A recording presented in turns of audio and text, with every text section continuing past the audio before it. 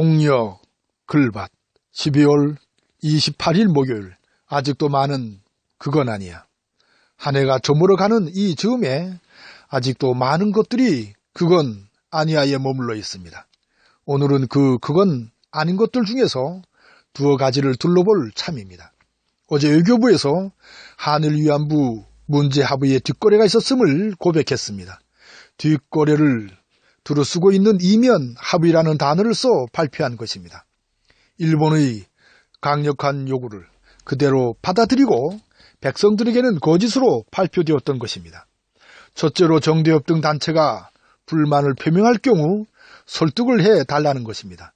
둘째로 주한 일본 대사관 앞의 소녀상을 옮기는 구체적인 계획을 요구한 것입니다. 셋째로 제3국에서의 위안부 동상과 비석을 설치하는 것은 적절치 않다는 것입니다. 넷째로 앞으로 성노예라는 단어를 쓰지 않기를 바라는 것입니다. 이러한 일본의 요구대로 이제 더 이상 위안부 문제를 거론하지 않겠다는 불가역적이라는 수식어가 동원되었던 것이죠.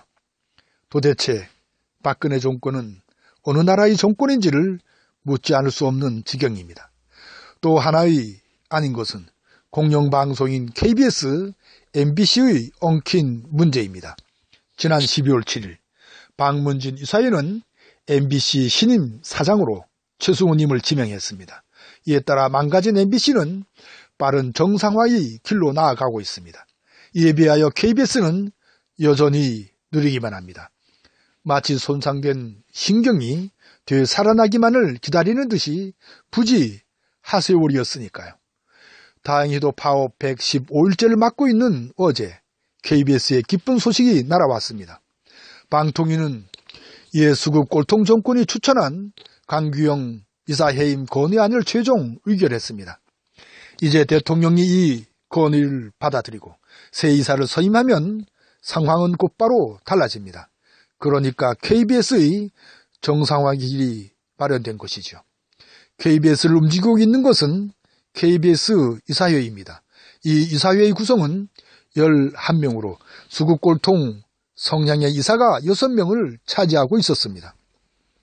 하지만 어제 그 한 명이 해임되어 상황은 정반대로 뒤바뀌게 된 것입니다. 따라서 수급골통인 이인호 이사장과 고대영 사장을 바꾸는 것은 시간 문제입니다.